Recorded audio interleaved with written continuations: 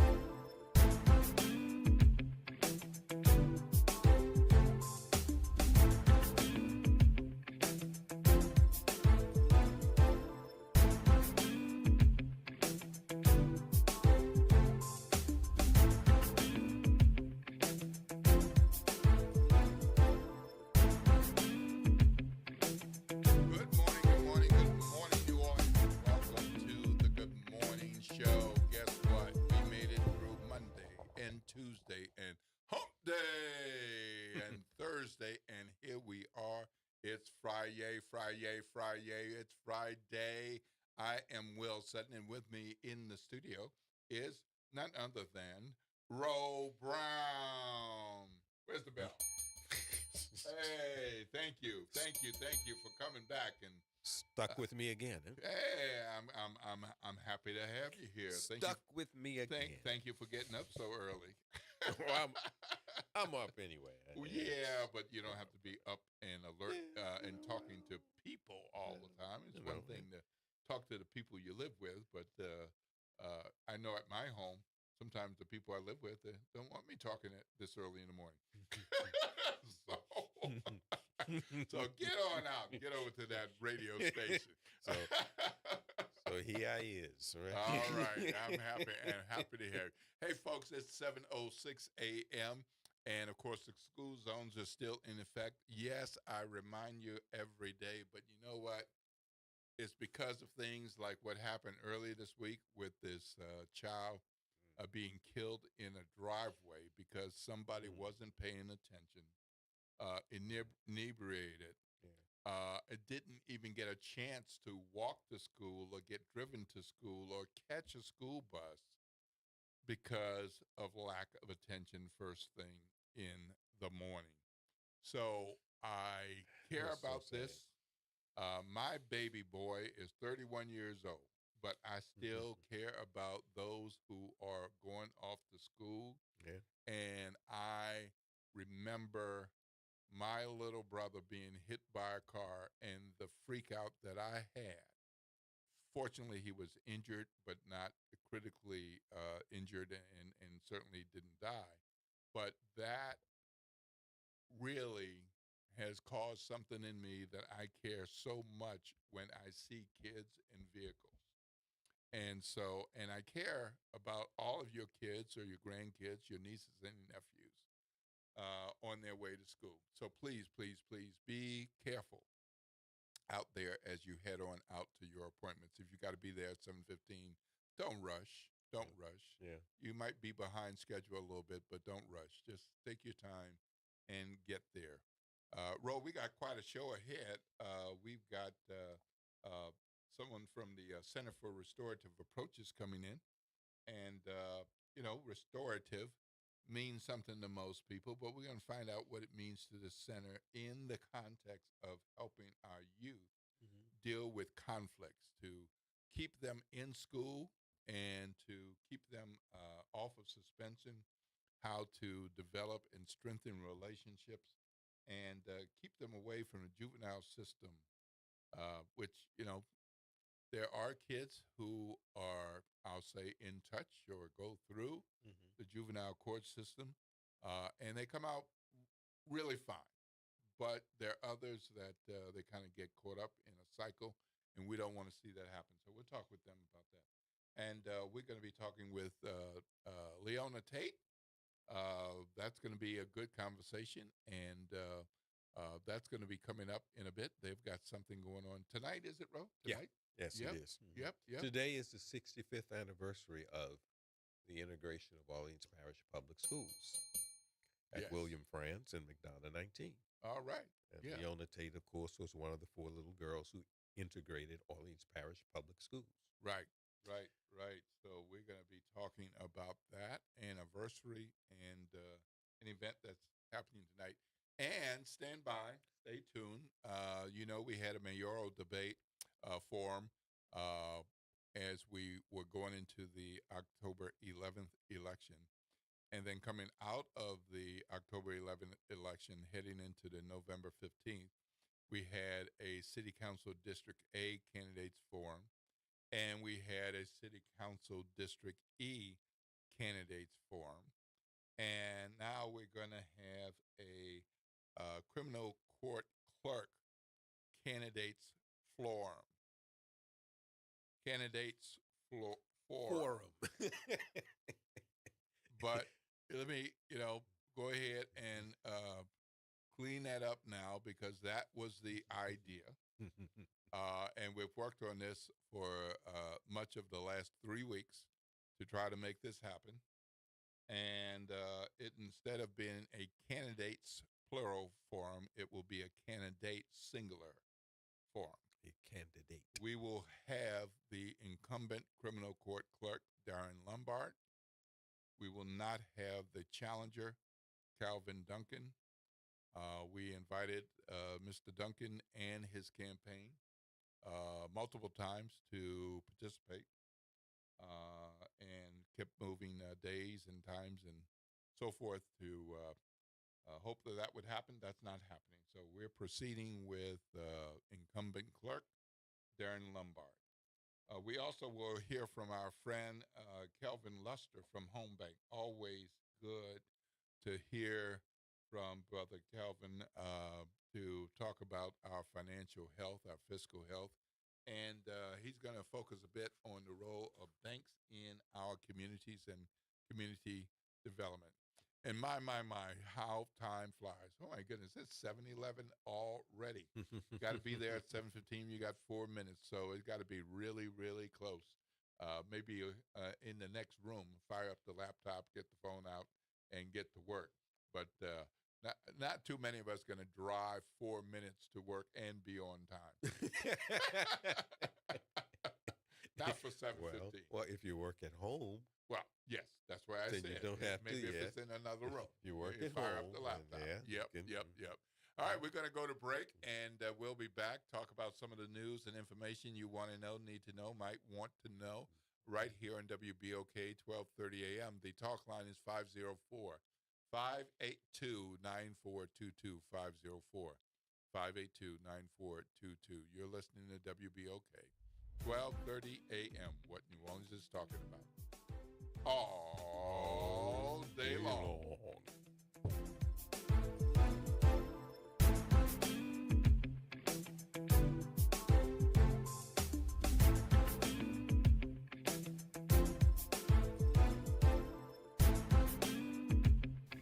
Good Friday General Liz Murrow says 45-year-old Clarence Evans. This is your news update for WBOK from WDSU. For all your news and weather, watch WDSU News, New Orleans' leader in live, local, late-breaking news. Today at noon and 4 p.m. Good Friday morning. I'm Daryl Forges with WDSU News, and here's your headlines. A New Orleans City Park officer is awaiting extradition, accused of indecent behavior with a minor. Attorney General Liz Murrow says 45-year-old Clarence Evans was arrested Wednesday. Her office says Evans drove to St. Landry Parish several times to meet a girl he contacted through a surrogacy app. We're told they did not have sexual intercourse. He's charged with indecent behavior with juveniles and contributing to the delinquency of juveniles. Thousands of voters will go to the polls tomorrow, and right now the countdown is on until New Orleans voters decide whether to authorize more than $400 million in bonds. Voters will also decide on criminal clerk of court in Orleans Parish. There's also runoffs for Council Districts A and E in Orleans and a couple of amendments. Polls are open Saturday from 7 a.m. until 8 p.m. And to help families impacted by the government shutdown, WDSU is helping put on a Stuff the Truck event.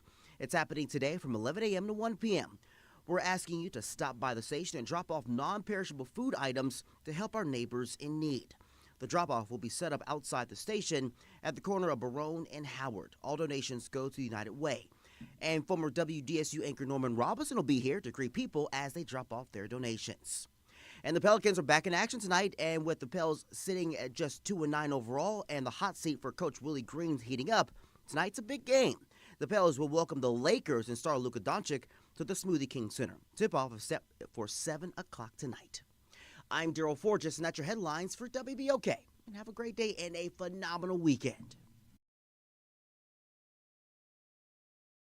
Real issues, real talk, real solutions. Miss an episode of The Reality Check? You can catch every episode anytime. Search WBOK Media on your favorite podcast app to tap the bold commentary, real-time reactions, and powerful perspectives from the people and leaders shaping our city. Download, share, and rate it 5 stars because the real ones always stay informed. Good morning, Wake Up. The Good Morning Show on WBOK.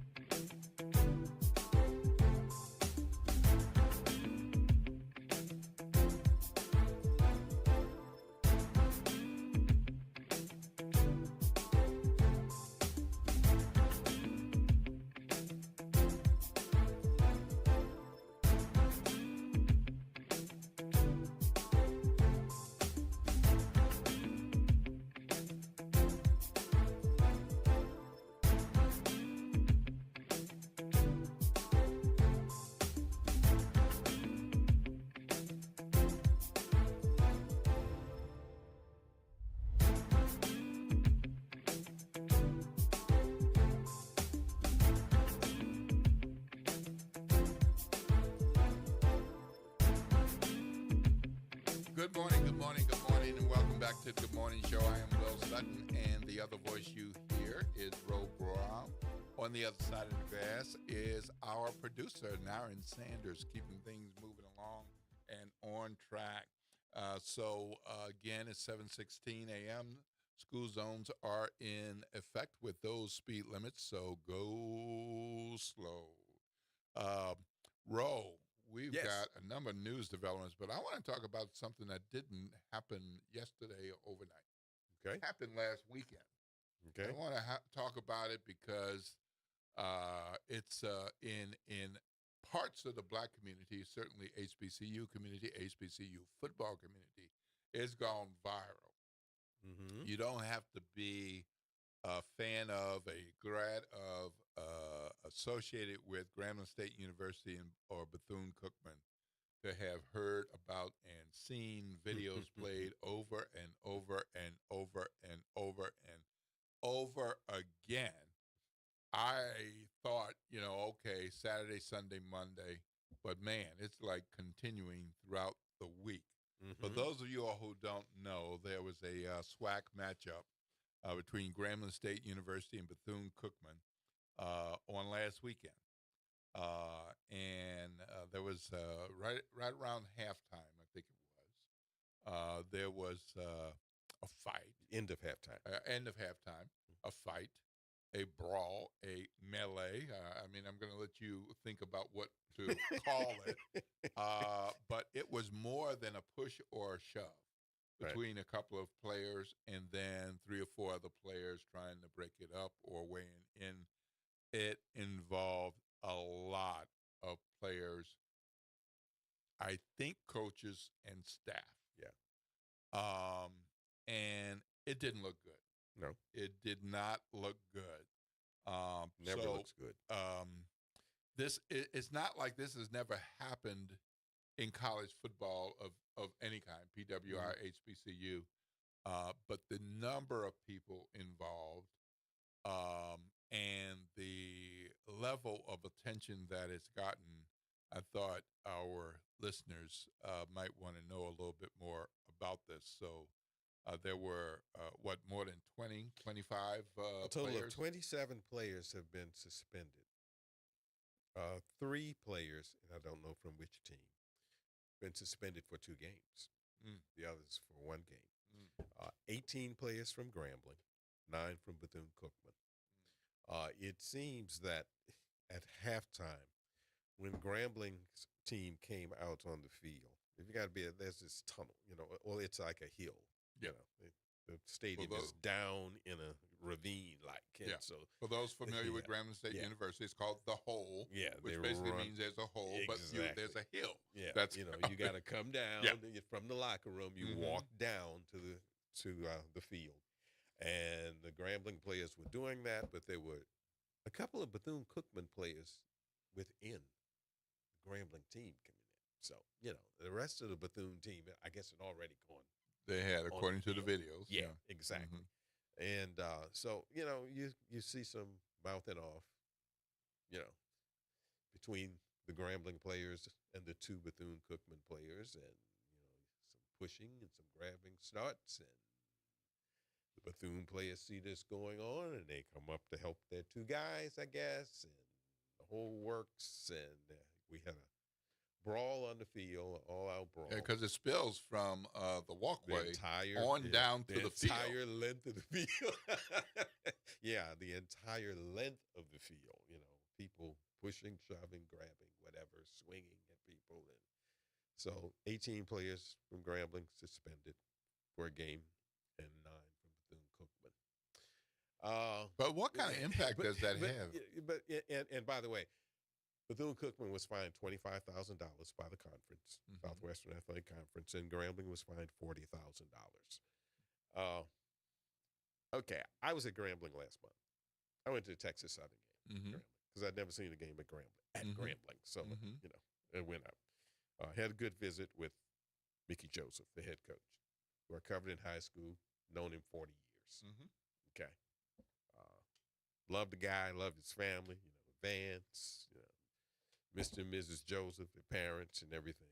But when I saw Mickey's post-game press conference, I said, no, that's not what you want to say. That's not. So you're talking about the disrespect comment? Yeah, that's not the tone. No. Even if you feel that way, you can't say that out loud. And a whole nother half of the game had gone by then. Yeah. A whole nother half of the game had gone by. Yeah. And they won the game. But you can't, you can't say that. You can't. It was like he was justifying what happened.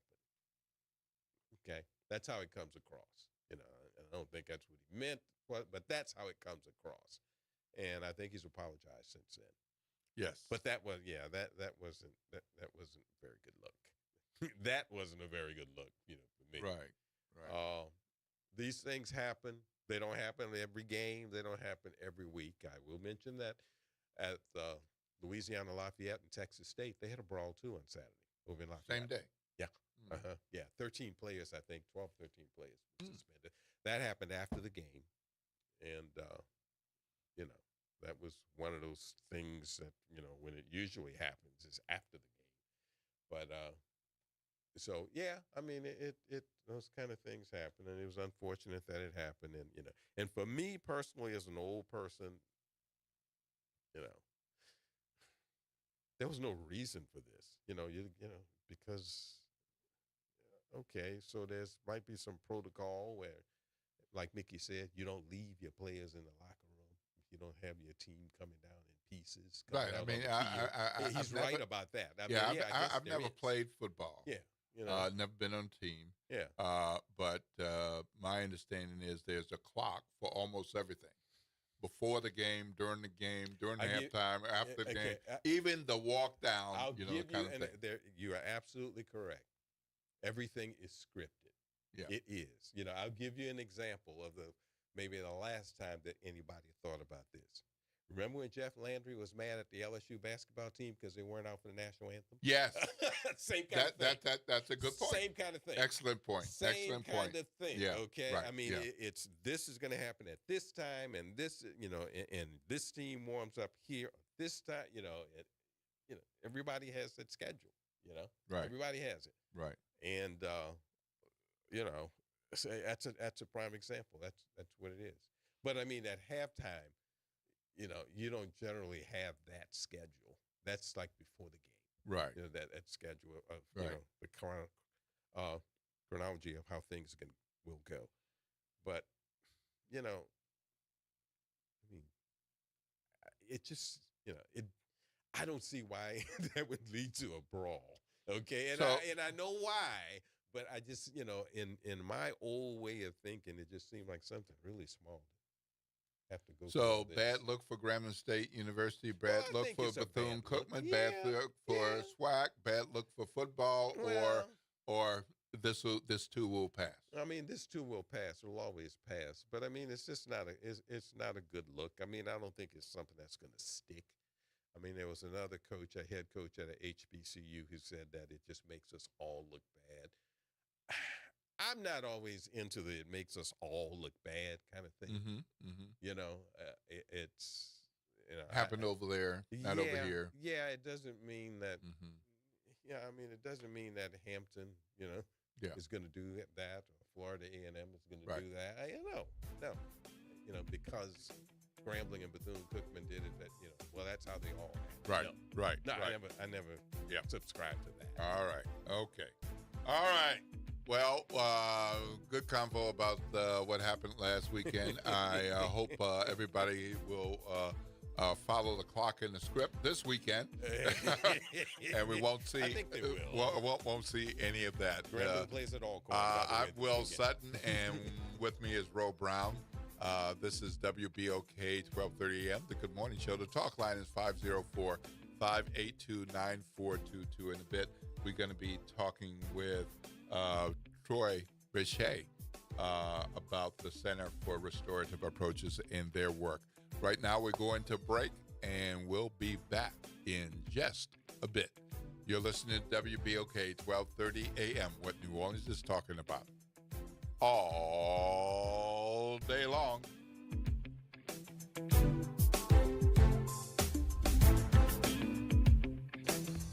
Meet Leanna, a part-time chef and full-time mom. In the past, Leanna didn't have health insurance because she didn't think she could afford it. What she didn't realize is she qualified for Medicaid. She loves the coverage and peace of mind that comes with high-quality care. The kind of care you get with Healthy Blue. This is Medicaid, and it's for more people than you think. Maybe even you. To see if you qualify, go to myhealthybluela.com. The New Orleans Jazz and Heritage Foundation is the nonprofit organization that owns the New Orleans Jazz and Heritage Festival presented by Shell. With the funds generated from Jazz Fest, the foundation invests in Louisiana companies through economic development, cultural enrichment, and free educational programs.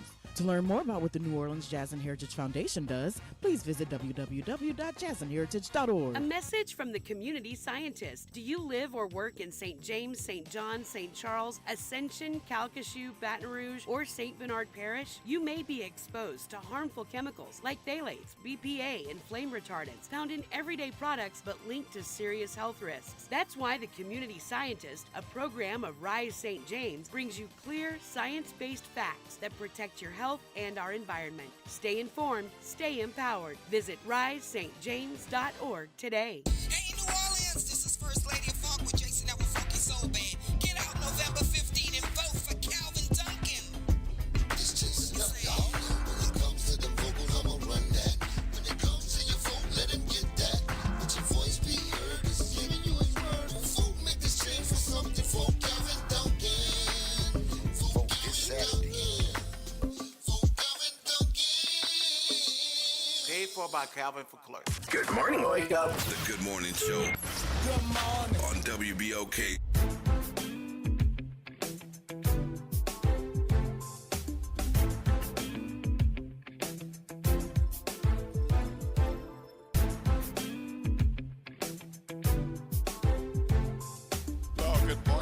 Good morning, and welcome back to the Good Morning Show. It is 7:28 a.m. in row. If somebody's got to be there at 7:30, I hope it's on the other side of their bed and not even in the other room, because 2 minutes, not a lot of time to get anywhere. I got 1 minute. I got 7:29. Okay, all right. Yeah, that clock did just turn. You're listening to the Good Morning Show. I am Will Sutton, and with me is Roy Brown. Just got done with a conversation about a bit of a football scuffle from last weekend, but we're looking forward to a non-scuffle football weekend this weekend. Just some good gridiron football. I think we'll have so we'll see how that goes. We're moving into a stretch of time now. We're going to have a bit of time with Troy Bechet, founder and CEO of the Center for Restorative Approaches. And let's go ahead and get. Good morning. How are you? This is Will Sutton. I'm with Roy Brown. How are you? Morning. I am fantastic. Thank you. Well, great. Troy wonderful to have you on today. How are things going? They are going well. You know, CRA, the Center for Restorative Approaches, has been around for 18 years now. So we're moving along. Well, you get a bell for that. I mean, not everybody can have an operation like that last even a year or 3. You get to 5, you might get to 7, but 18 years, good for you. 18 years. Thank you. All right. So tell us a bit about the Center for Restorative Approaches and the work that you do, and let's get into how that's helpful for our community. But give us an overview. Yeah, well, there's 3 things that are important to remember about restorative approaches in general, and those are relationships, accountability, and healing. And the relationship portion is really important. It is the foundation. But one of the primary reasons we are working on that is because we know that conflicts like the one you all were talking about earlier happen all the time. Conflicts happen. They don't necessarily end up in a fight, but conflicts happen all the time. And every conflict is an opportunity to repair harm, to strengthen those relationships, and to hold people accountable in ways that they are less likely to engage in destructive conflict again and react with empathy rather than allowing anger to take us to a place where people get hurt. So how is it that you even got into this and started? I mean, because as far as I can tell, even way back in the Bible days, when there were two people, there was conflict. Yeah. Where there are people, there are conflicts. I think what he's asking, Troy, and hi, this is Ro Brown. How you doing? How you been? Hey, Ro, how are you? All right. How's that girl? She is great. She's Yeah. got 3 babies. Oh, so I heard. Okay, you know. No, I was there something that happened 18 years ago? Before, is there one thing that made you say, I saw, Ro, a restorative circle, what we call a restorative circle. We bring people together. Restorative approaches are really ancient. Every indigenous population almost around the world set people in a circle when there were good times so that they could celebrate that, and when there was conflict so that they as a community could resolve that conflict together in a way that allowed that community to stay strong and healthy. And we at CRA and other places around the world have brought those processes back. So I saw a circle in which there were 5 girls who had jumped another girl at a school. It didn't happen here. And I mean, it was a bad fight. They pulled one girl's hair, her actual hair, out of her head. Injured a security guard, injured at least one teacher, maybe 2. I was allowed to observe this circle, and I saw a young lady sitting in the circle who looked so angry. I mean, so angry that I was fearful that she would lose control and punch somebody. I'm a social worker, by education, and I said, "Wait, this child has her fist balled, her voice is raised, and something happened in that circle that we have discovered happens in every circle at a different time for the people in the circle." A mother was there. The 5 girls were there. Their guardians were there because, your guardian's parents or aunts or whomever is raising you can be there to either support you to take a different path, or they support you to continue, the conflict. So we bring them there to help to support their children, to do something different and help the children understand the impact. So one mother said that she had been so stressed out by the fight and what had happened. Her child wasn't doing well in school. She had contact with the law. She starts to cry. And she said, "I've been so stressed out, I had a heart attack." And the child, who looked like she was going to punch people in the circle, softened, unballed her fist, lowered her voice, looked the mother in the eye and said, "Ma'am, I am so sorry. I would never want anything to happen to my mother. And if I did anything to hurt you, I apologize." Now, most processes wouldn't bring that mother in. Most processes might not ask about the impact to her in a way that that child understood my actions that I thought that I was doing just because I felt I was disrespected. And I didn't think it would hurt anybody except the person I thought needed to be hurt. Understood that her actions hurt other people unintentionally. And that changed her. And then I said, we need to have this in New Orleans. And this was right after the hurricane, after the levee breaks, when our school system was truly changing. And it just blew my mind, right? That this child made such a 180-degree shift and accepted responsibility for her actions without someone telling her, "Shame on you, you should never do that." She did that on her own. she made that decision on her own. And when we make decisions on our own, that's when we change. That's pretty powerful. Yep. So, how much of your work is with youth versus adults? And tell us a bit about the some of the work that you've been doing in New Orleans. Yeah. The majority of our work is with young people. I have to tell you, I have a special place in my heart for kids. I have worked with them my entire adult life, and I'm the eldest of 5 girls, so I feel kind of like I've been a mom for a long time. So the majority of our work is in schools, but we also work with organizations to help shift their culture. I don't know about you, gentlemen, but I have worked at places where we had work environments that were tough. We were talking with an organization recently about a conflict between 2 people, but now everyone is walking on eggshells, right? It's a small organization. There's only about 10, 11 people there.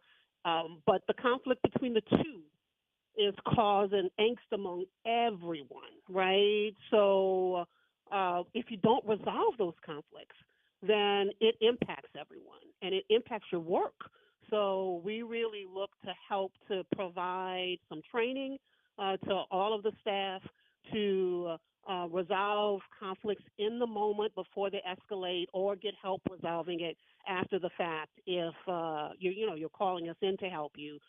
And then talk about how do we maintain a culture in which people can have conflict and use it as that opportunity that I talked about to repair any harm that was done, to really strengthen the relationships, and then have a more productive work environment.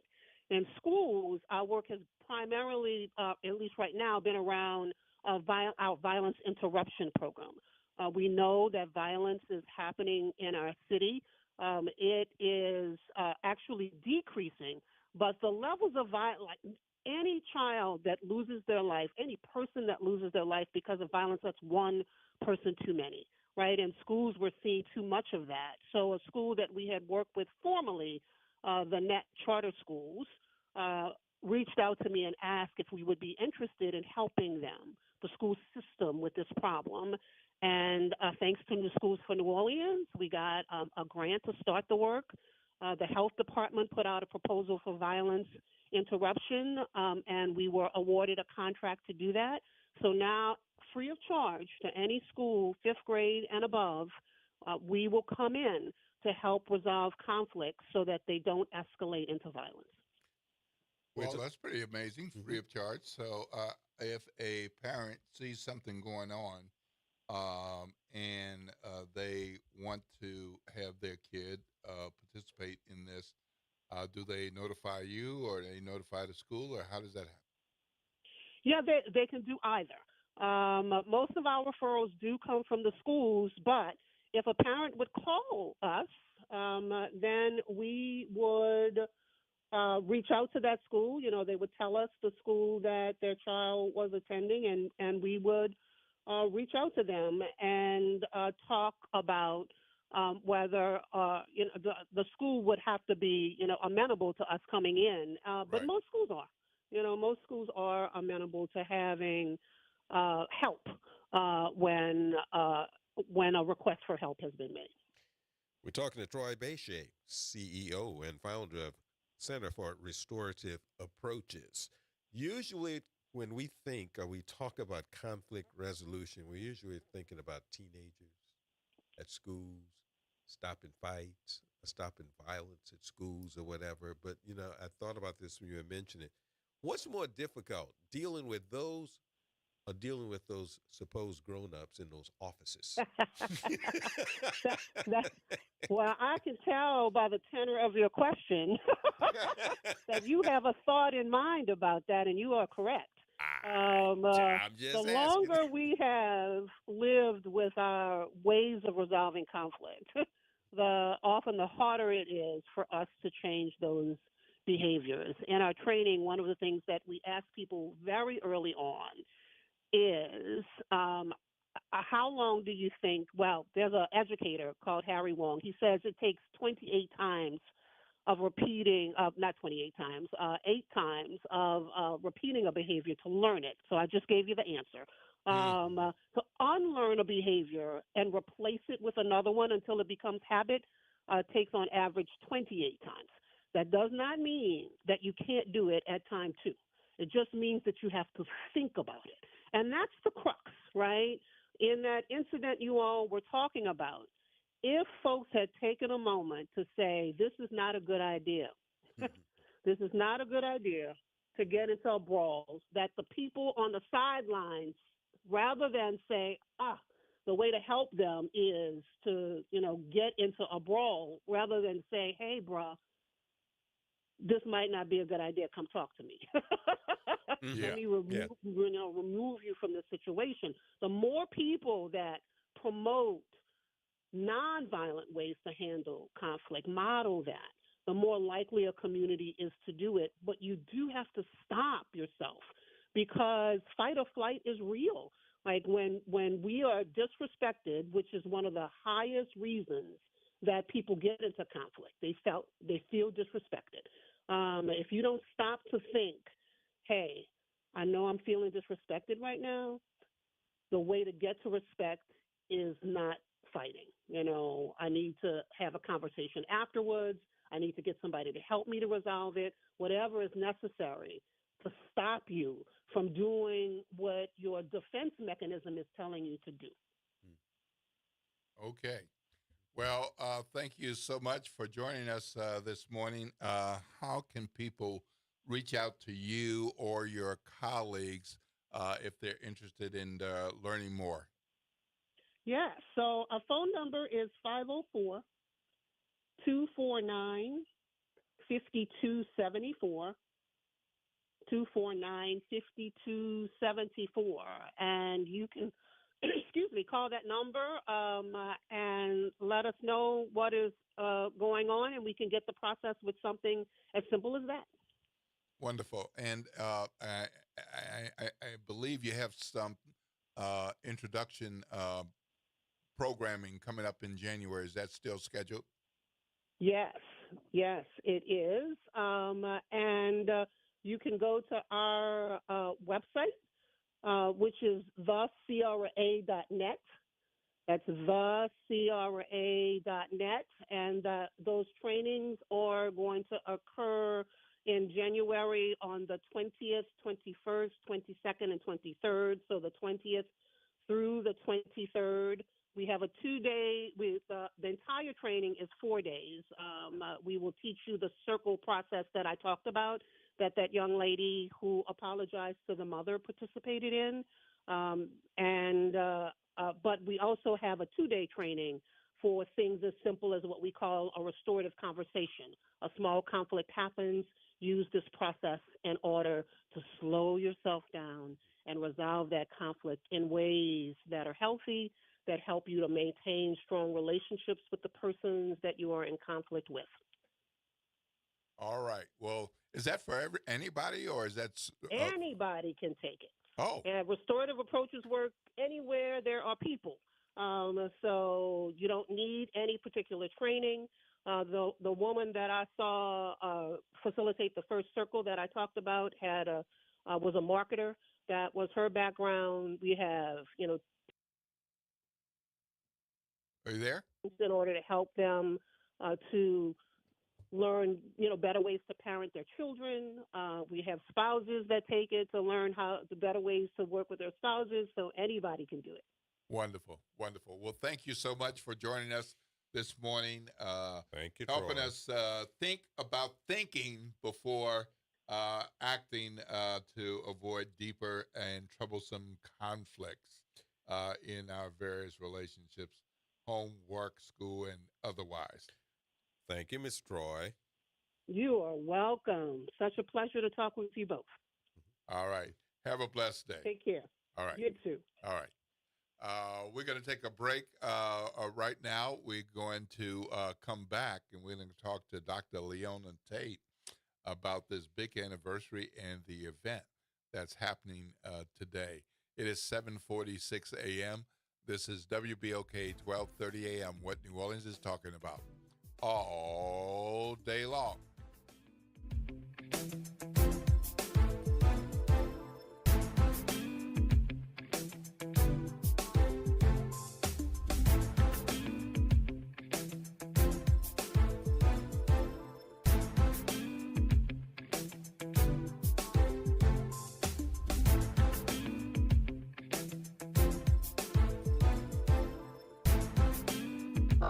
Program B87. Yeah. WBOK in the house. Let's go. We taking it back to the old school flow. It's the throwback, throw down, you already know. DJ Wick on the wheels and keep it hot, yo. November 23rd, we set the tone. 7 p.m. to 10, party full grown. 9 No's, Cajun cuisine, 2517 Bayou Road. BOK in the building, yeah, that's home. The rag crew come, we okay, the hottest station and we jam hard. The hottest station in the city. Hottest station and we jam hard. The hottest station in the city. Hottest station and we jam hard. The hottest station in the city. Hottest station and we jam hard. The hottest station in the city. Good morning, wake up. The Good Morning Show. Good morning. On WBOK.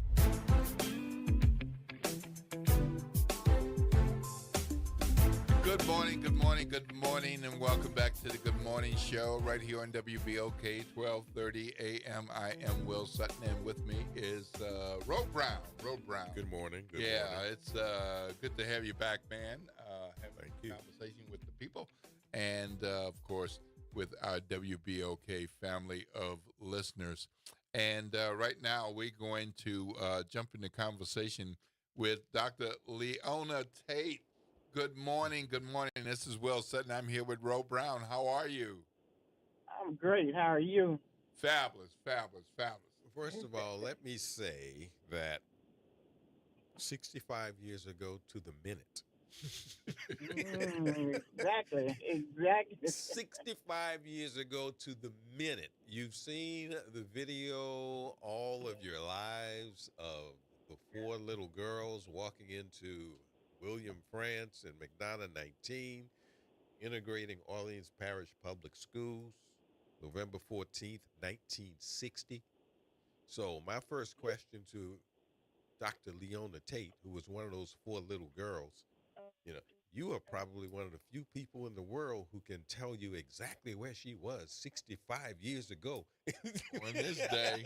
On this day. How was it 65 years ago for you on this day? Oh, my goodness. Had no clue what I was about to do. Had no clue. By this time, I was probably getting dressed. And house full of people, family and friends. You would have thought it was a holiday. And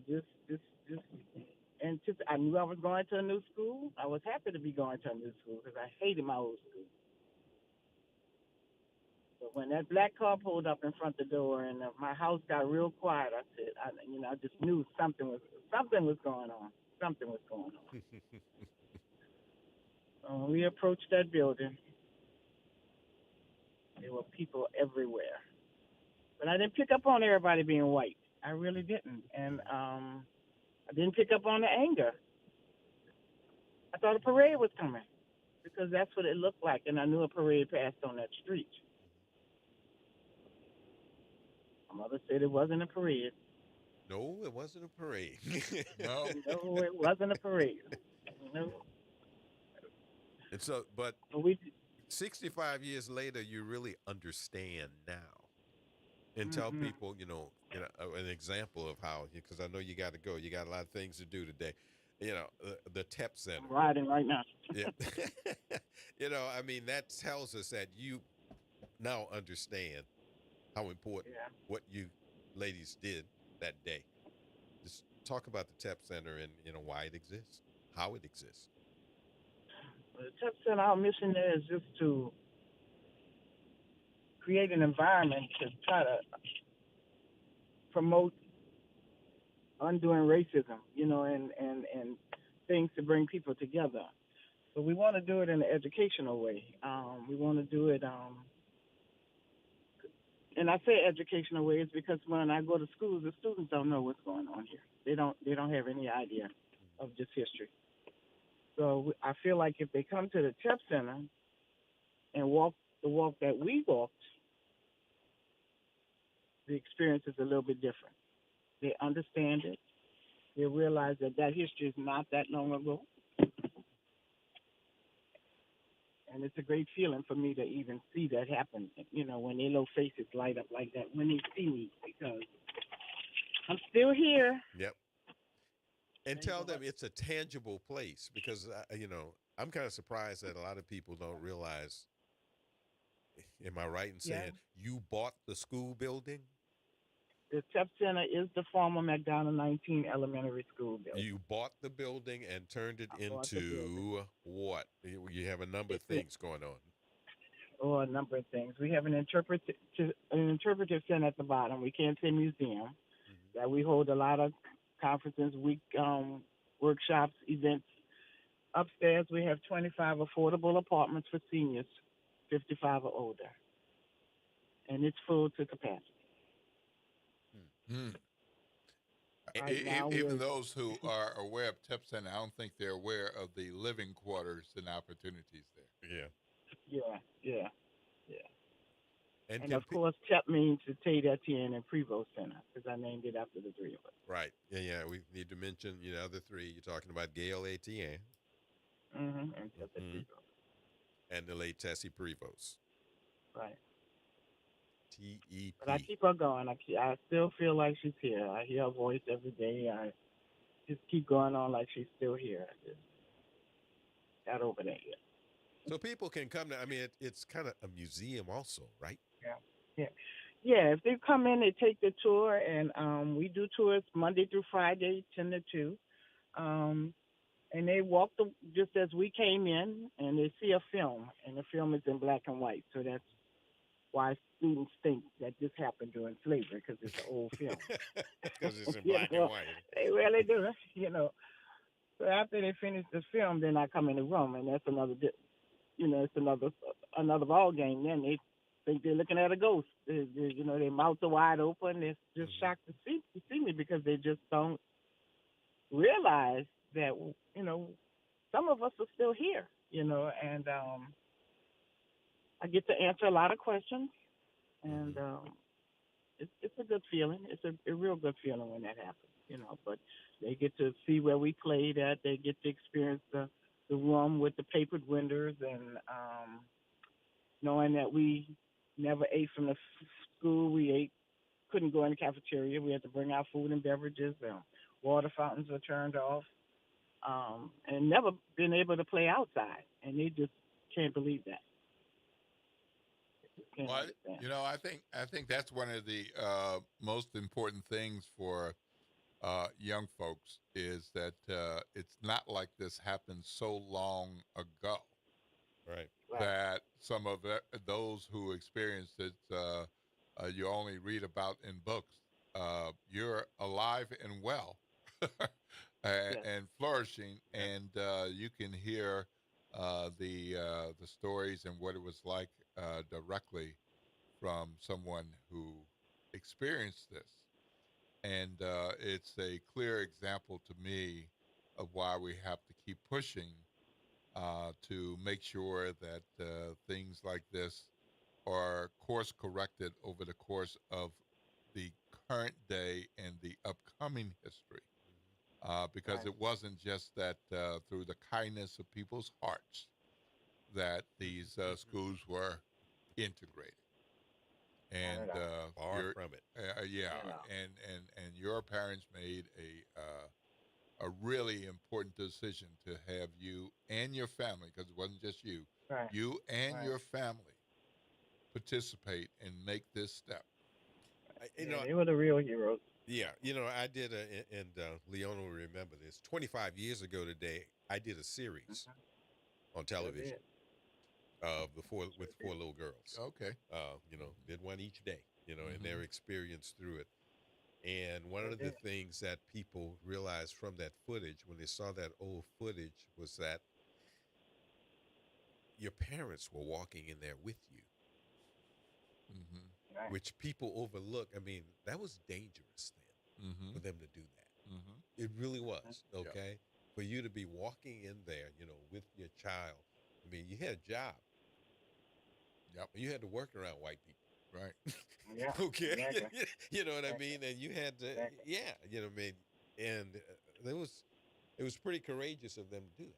Right. Yeah. So there's something happening tonight, right?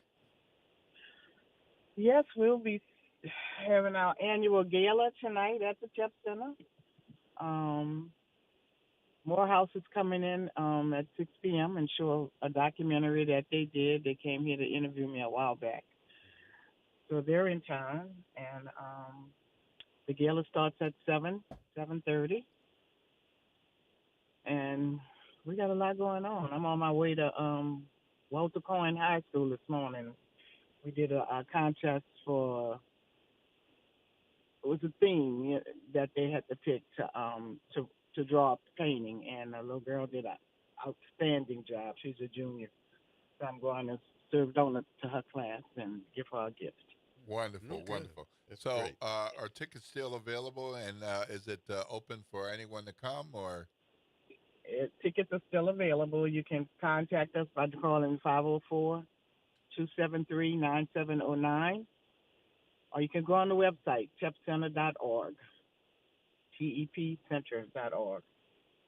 Well, I'm coming. Can I bring Mary? You sure can. All right. I wouldn't see you without her. Okay. We're going to take one quick call, and then we're going to have to go to break. So hold on, Dr. Tate. Hold on just 1 second. We got a call from Reverend Calhoun. Yes. Good morning. Good morning. Good morning. I wouldn't see you without her. Hello? Yes. We wanted to just get Leona's take on where we stand today with integration. The other piece that I like for just her to speak to the cost of operating that facility and the funding that's needed to keep that facility open to the public. But not only does we speak to the integration, but she also has exhibits that reflects the lower ninth ward through and through. Right. All the things that people of the lower nine. Okay. So if she would just speak real briefly about what it costs to operate that facility. Okay. Thank you, Reverend Calhoun. All right. Have a blessed day. Dr. Tate, we got less than a minute. Okay. It costs a lot. It costs millions of dollars to get it to where it is now.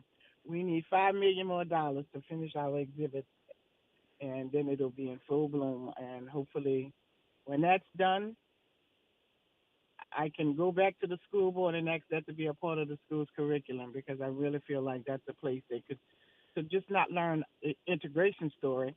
There's many stories that happen right there in the Ninth Ward and throughout New Orleans, and I really want them to learn that history. Okay. All right. Wonderful. Well, thank you so much for joining us this morning as we mark this 65th anniversary. And your event, again, I think you said the doors open at 6 and the program starts at 7 at the TEP Center. Is that right? Yes, it does. Okay. All right. Well, thank you so much. Good luck with all the things that need to be done in advance of the big event tonight. Safe travels and take good care of yourself. Have a blessed day. You too. Thank you. Thank All you, right. Leona. I'm Will Sutton, and this is Ro Brown. You're listening to the Good Morning Show on WBOK 1230 AM. The talk line is 504-582-9422. When we come back, we'll be in a forum mode with incumbent criminal court clerk Darren Lombard talking about the election scheduled for tomorrow and what are his ideas and his thoughts. Why does he deserve to be reelected? This is WBOK 1230 AM, what New Orleans is talking about all day long.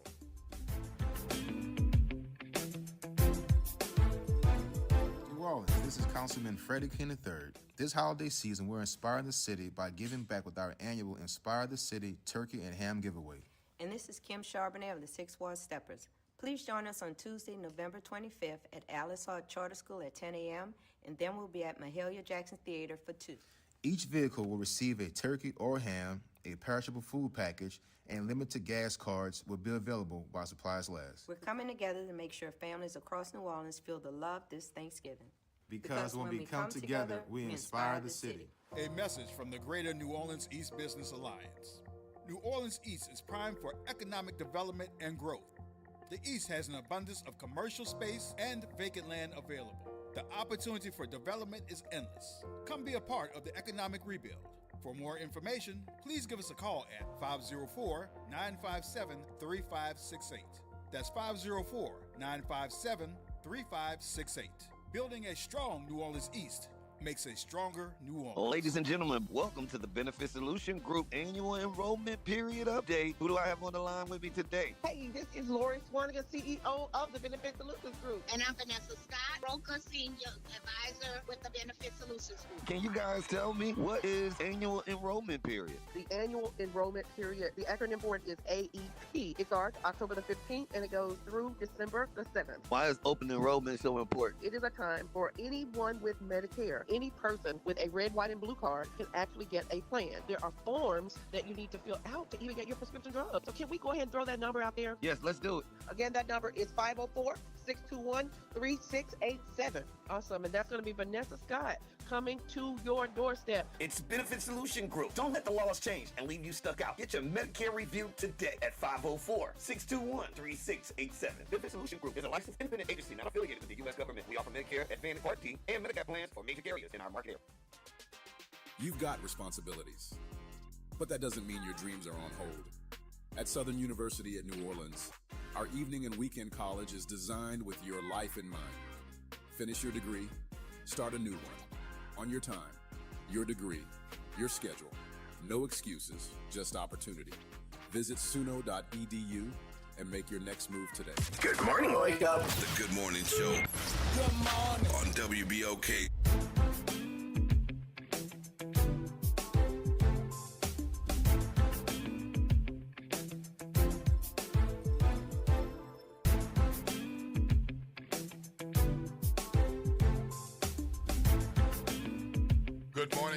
Good morning, New Orleans, and welcome back to the Good Morning Show. I am Will Sutton, and with me is Ro Brown. Good morning. This is the Good Morning Show, WBOK 1230 a.m. We are going into forum mode, as those regular listeners and watchers know. We had a mayoral forum with several candidates. We had a District A, City Council District A runoff forum. We had a City Council District E runoff forum, and our intention was to have a criminal district court clerk runoff forum. So we've got a special moment here. We've brought you these joint forums in the past. We invited the incumbent criminal district court clerk, Darren Lombard, and his challenger, Calvin Duncan, to participate, and we invited them several times. Lombard accepted the initial invitation. Mr. Duncan and his campaign have continued to reject or decline the invitation. After several invitations, and this being the last week and the last day before the election, we decided to proceed without Mr. Duncan and to proceed with Mr. Lombard. So, having said that, Darren Lombard was a deputy clerk in the office, helping to coordinate city elections after Hurricane Katrina and since. He was selected to the position of second city court clerk in 2012. Then he was elected to his current position as criminal district court clerk in 2021. Had Mr. Duncan agreed to participate, the two candidates would have met live in the WBOK studio. with the delay of awaiting a positive response from Mr. Duncan. Today is the last day for this opportunity. Joining us now from campaigning in the streets is Criminal District Court Clerk Darren Lombard. He will talk about his background, his contribution, his goals, and his vision. He'll have the opportunity to make a 2-minute opening statement and a 2-minute closing statement. He will be asked questions and have up to 2 minutes to answer each question. He does not need to use all of the 2 minutes, but he can. And that's the way that's set up. All right. Good morning, Mr. Lombard. How you doing? Good morning. Good morning. Thank you for finally having us. All right. Having me. Okay. Do you understand and are you ready? Yes, sir. All right. Let's get started. You have 2 minutes for an opening statement, sir. Starting now. My name is Darren Lombard. I'm clerk of Criminal District Court and Chief Elections Officer. And to give you some background, I was born and raised in Algiers. One of the last of 8 children. I have 5 children of my own, and I'm a proud grandfather to 7 grandkids. I went to high school at Old Perry Walker. I graduated from there, then went to UNO, graduated from there as well. Just to give you a little more family background, I come from a long line of Lombards, Rudy Lombard, who was a civil rights activist, and Edwin Lombard, who was a civil rights activist and a voting rights activist. At least both of them were. And, I stand on the shoulders of those relatives and that legacy. And to give you a little bit more about my work experience, is that I have nearly 20 years of experience as a clerk and being involved in the election process. I've been appointed by former Governor John Bell Edwards to the Board of Supervisors. I've been on that board probably, about 8 years now, which supervises and manages and makes sure that all the rules and regulations are executed by the parish involved. Those responsibilities, along with, I've been certified by the Election Center as a CPL, and those are the things that are in my background as far as my experience is concerned. I'm also certified by the Louisiana Clerks Association. Time. Okay. When you, Mr. Lombard, a number of New Orleans citizens and voters know you from your time as a deputy clerk, as second city court clerk, and as criminal court clerk. They may not know much about your life before you entered public service. Other than the snippets on your website and on the campaign trail, fill us in on some of those blanks about your background and experiences in history before the time of public service.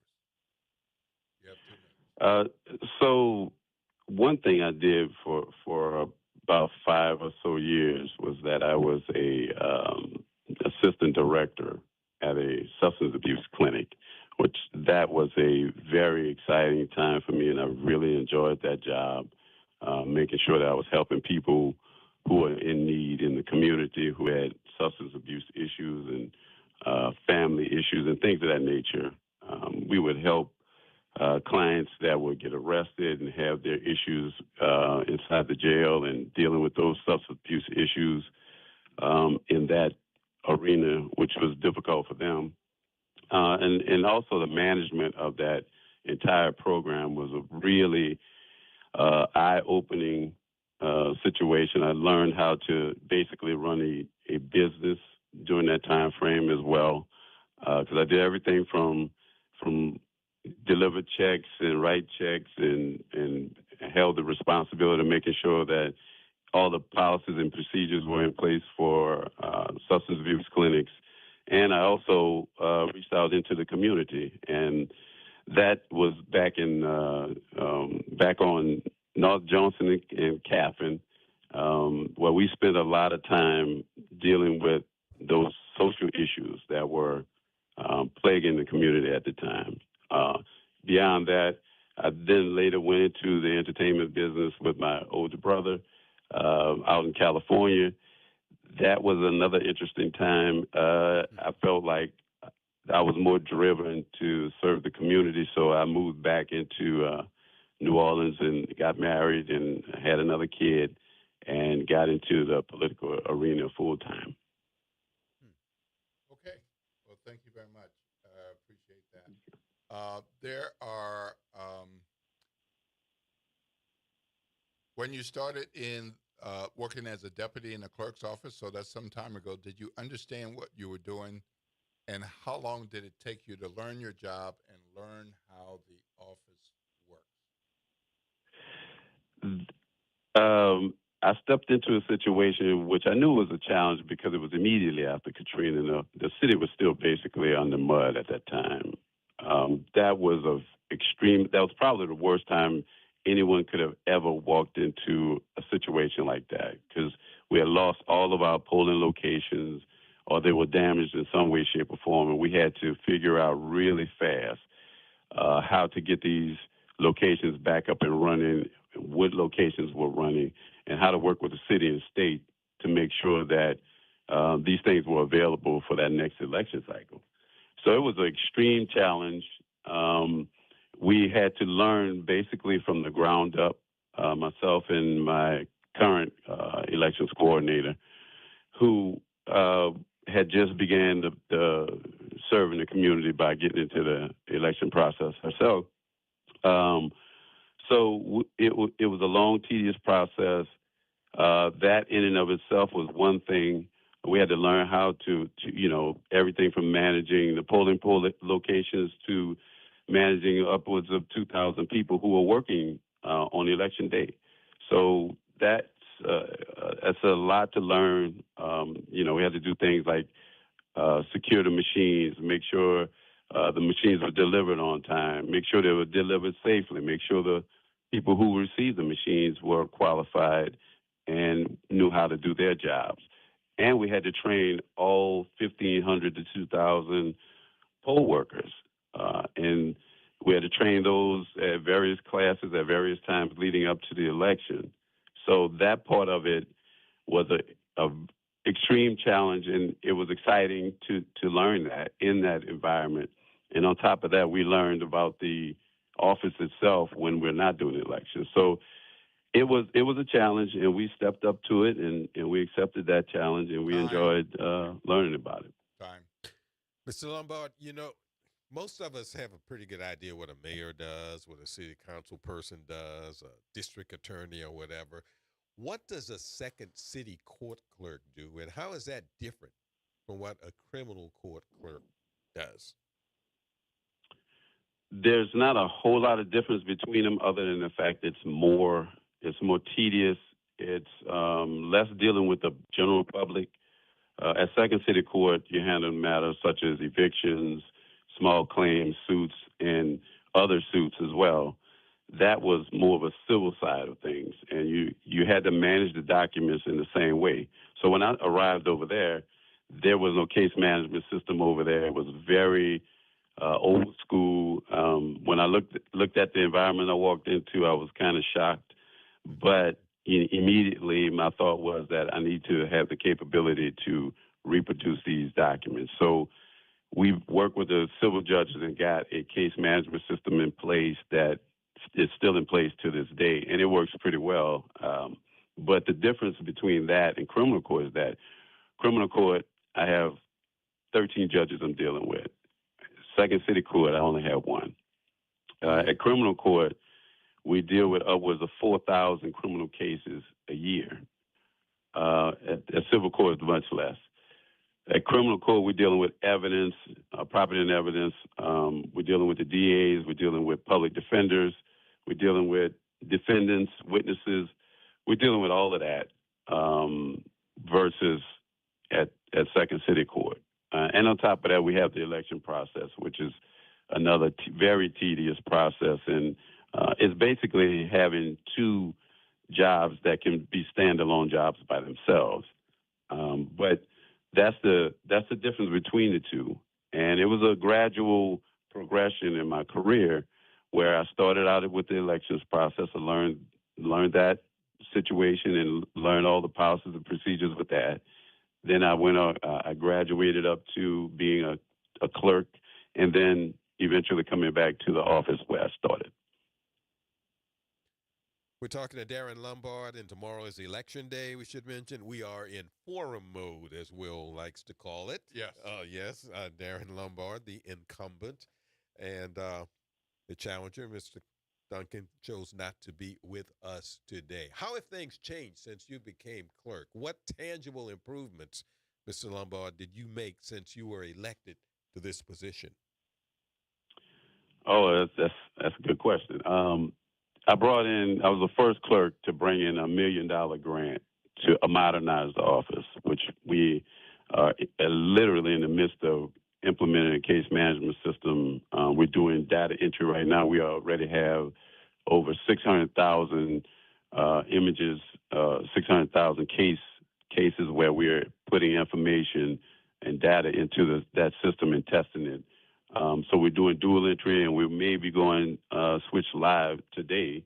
We're going to make a decision based on what information or what glitches we may have found. So that's the major part of it, which this system will allow major efficiencies across the board and allow us to interact with other agencies in an automated fashion rather than, what we have now, which is a more manual fashion. We're walking documents from the court and back, and from the DA's office to our office, from the public defender's office to our office. So that's going to make that far more efficient. The other thing we did that was very tangible to some folks, and you may know about this, is that we offered free expungements. We were able to get nearly 160 done back in June, and we have another 300 requests we're working on as we speak. So that's another feather in our cap, so to speak. We've gotten increases for our staff. They're grossly underpaid, so we got them increases. Although they're not where I want them to be, we're going to still work on ways to retain employees. And, of course, we've also gotten a major update in new equipment for our evidence tracking. That's going to help us a lot as well. And the major thing is that we maintain our election certifications and the level of integrity we have. You are responsible for citywide elections. Some may not realize that we have a board of election supervisors, or that we have someone who is president of that board. Tell us about the board of election supervisors, who they are, what they do, how they are selected, and tell us who the president of the board is. So currently, the president of the board is myself. As the clerk, I have a seat on that board by being elected as the clerk. We also have the registrar of voters, who is also on that board. They have two other seats. One is from the Democratic Executive Committee. The chair of that board has a seat on the Board of Elections. And on the Republican side, they have a seat. And then there's one more, which is appointed by the sitting governor at the time. So what we do is one part of our job is to make sure we count the absentee and early vote ballots. We make sure that they meet all the requirements to be counted. We also regulate how the staff is paid, any staffing issues, such as anything that may come up with any legal problems or any conflicts on the job, either the day of election or whether the person has qualified themselves to be working on election day. The other thing we do is we select what commissioners are placed where, or which commissioners are placed where. So that's another part of it. We have to make sure we have a balance between Republican and Democratic representation at each polling place. So there's a balance they try to keep with that. Also, we kind of oversee the process of making sure that everyone involved is compensated properly. So it's that, and it's a bunch of other nuances that we govern, but it's a very important position, and I've been on that board for quite some time now. I look forward to working on that board, and it's a lot of responsibility. Mr. Lombard, well, who decided we needed such a board? I mean, if we have a clerk of court, I mean, why is this board necessary? Well, number one, it's determined by the Secretary of State and the legislature, number one. They want to make sure that in these jurisdictions, especially large jurisdictions such as Orleans Parish and Jefferson Parish, East Baton Rouge, they want to make sure that there's a board that independently and fairly regulates the process. So the clerk it's one of these checks and balances that is in place. And I believe it's necessary that we have that because it makes the folks involved more accountable. Okay. Mr. Lombard, in the October 11th election, there were three candidates. You got 46.4% of the votes cast, or 45,587 votes. One of your challengers, Calvin Duncan, got 47% of the votes cast, or 46,259 votes. That's a difference of less than 1%. You're the incumbent. When did you realize that the power of your incumbency wasn't as strong as you and others thought it might be? And why didn't you do better in last month's election? You went in and out on the last part of the question. I'm sorry. All right. When did you realize that the power of your incumbency wasn't as strong as you and others thought it might be? And why didn't you do better last month? I've never felt that was an issue. I think part of the problem was that we had so many other hotly contested races that the attention was pretty much distracted elsewhere. And a lot of people just don't understand what the clerk's position is and how important things are and how we manage not only the court records, but we manage the election process for the parish. So I've never felt like that was an issue. Okay.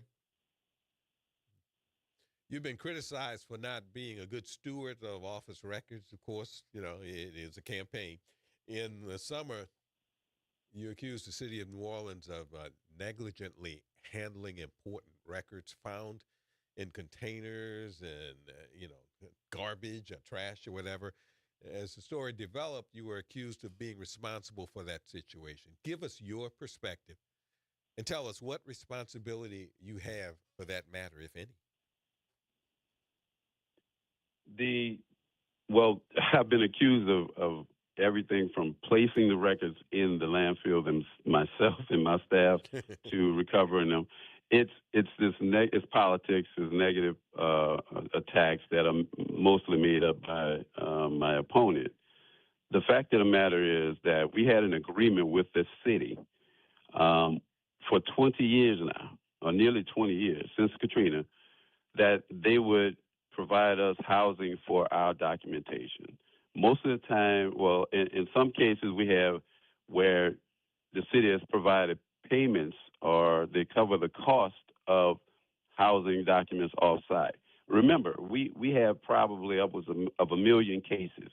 We have far outgrown Tulane and Broad. So we have storage locations outside of the building.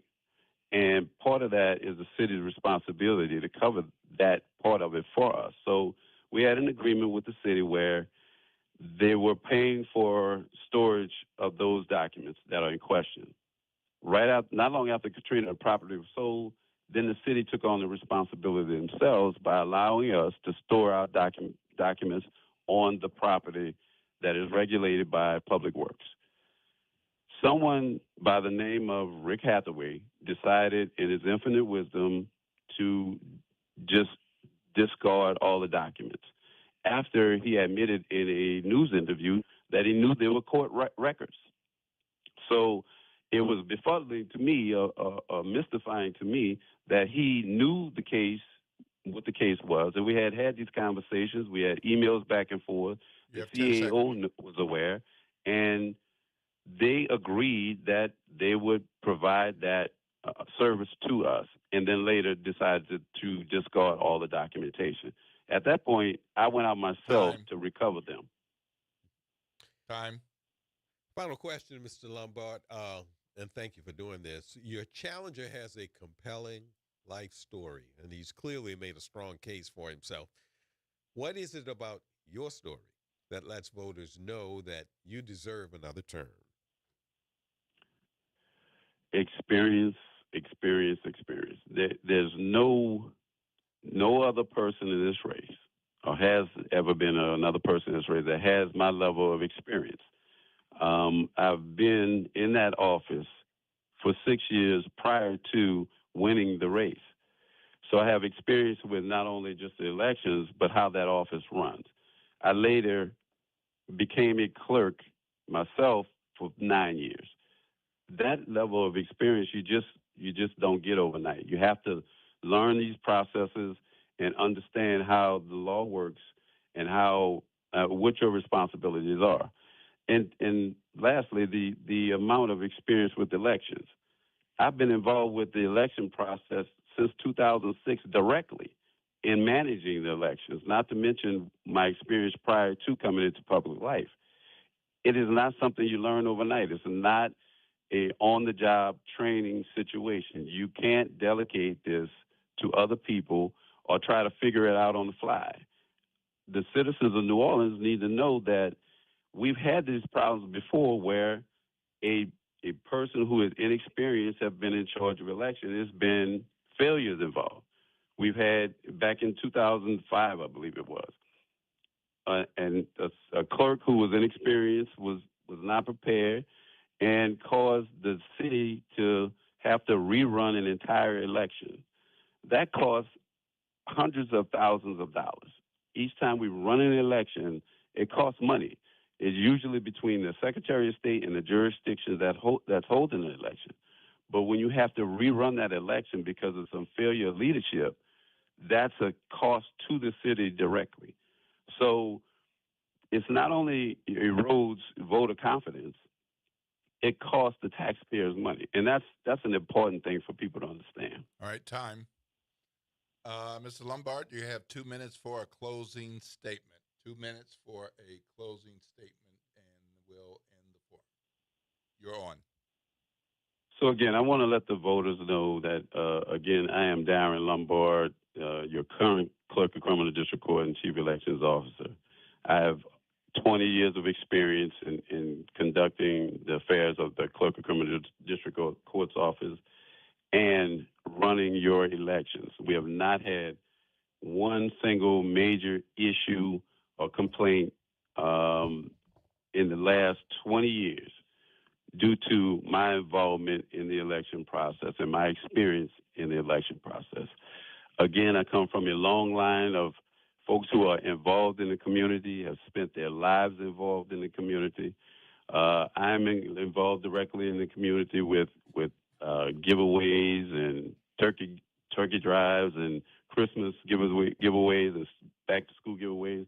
So I am a person who is involved and who understands the process the best in the race. And I just want to leave you with this one. If you're looking to hire a CEO of a multi-million-dollar company, you would not hire a person who has no experience. You want someone who's had experience, who has run a company before, and who understands the nuances of how to get the job done. Again, my biggest thing is the election process. Due to what we've done, we are now ranked in the top 5 in the nation. New Orleans, Louisiana is ranked in the top 5 in the nation for election integrity and how how to do these things the right way. I'm asking for your vote. My name is Darren Lombard again. I'm number 8 on your ballot, and I hope to have your prayers and your vote. Mr. Lombard, thank you very much. We know you're a busy man campaigning and I guess running an election too, come to think of it. Yeah, yeah, I got 3 jobs now. So thank you for joining us this morning, sir. Thank you for having me. All right, have a blessed day. All right, Okay. folks, we're going to take a break, and when we come back, we're going to talk to our friend Calvin Luster from Home Bank, talk about the role of banks in community development. I'm Will Sutton. This is Ro Brown, and this is the Good Morning Show right here on WBOK 1230 AM, what New Orleans is talking about all day long.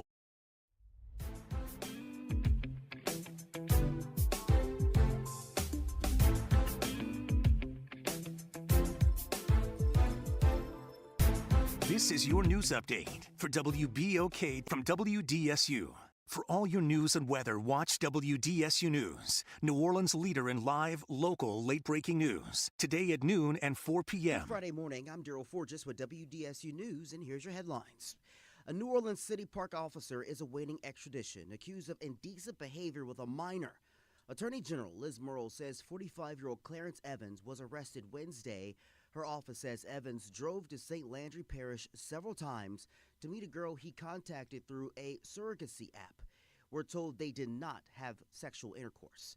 He's charged with indecent behavior with juveniles and contributing to the delinquency of juveniles. Thousands of voters will go to the polls tomorrow, and right now the countdown is on until New Orleans voters decide whether to authorize more than $400 million in bonds. Voters will also decide on criminal clerk of court in Orleans Parish. There's also runoffs for Council Districts A and E in Orleans and a couple of amendments. Polls are open Saturday from 7 a.m. until 8 p.m. And to help families impacted by the government shutdown, WDSU is helping put on a Stuff the Truck event. It's happening today from 11 a.m. to 1 p.m. We're asking you to stop by the station and drop off non-perishable food items to help our neighbors in need. The drop-off will be set up outside the station at the corner of Barone and Howard. All donations go to United Way. And former WDSU anchor Norman Robinson will be here to greet people as they drop off their donations. And the Pelicans are back in action tonight, and with the Pels sitting at just 2-9 overall and the hot seat for Coach Willie Green heating up, tonight's a big game. The Pels will welcome the Lakers and star Luka Doncic to the Smoothie King Center. Tip-off is set for 7 o'clock tonight. I'm Daryl Forges, and that's your headlines for WBOK. And have a great day and a phenomenal Trying to weekend. grow your business or increase traffic to your location? We can help. WBOK 1230 AM has a number of solutions that will meet your individual needs. Give one of our consultants a call today at 504-582-9420 or email us at info@wbok1230.com. And remember, an investment with WBOK is an investment in our community. Call today. Good morning, wake up. The Good Morning Show. Good morning. On WBOK.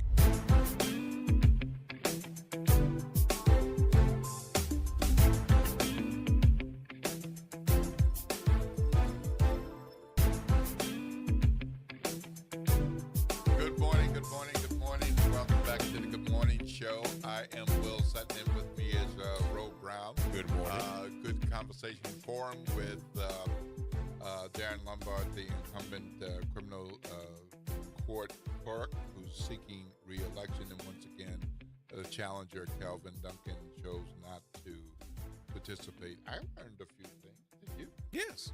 Yeah. Yeah. I'm sure I learned more than you All right. learned because you know more than I do. So. All right. Well, we're jumping in the conversation now with our friend, Mr. Luster from Home Bank.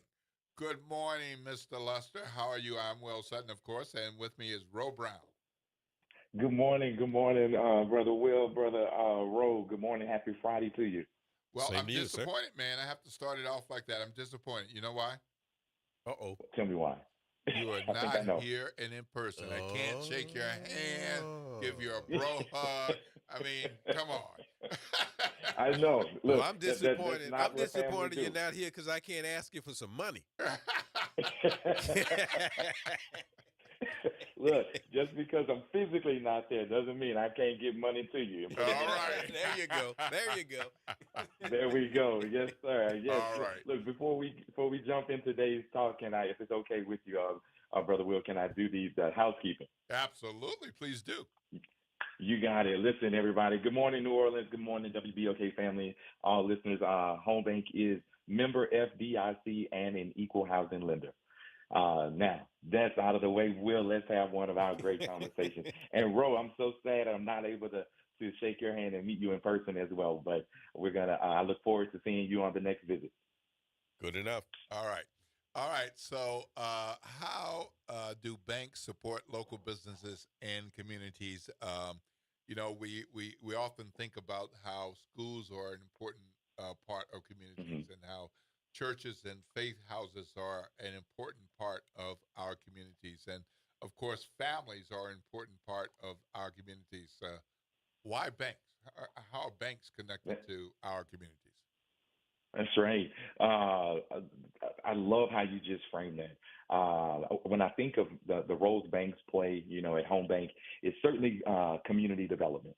There's several different ways to the way that a bank critically impacts a community by helping it to move forward, whether it was financial, local economic growth, or promoting financial inclusion, community investments, and social responsibilities, just to name a few.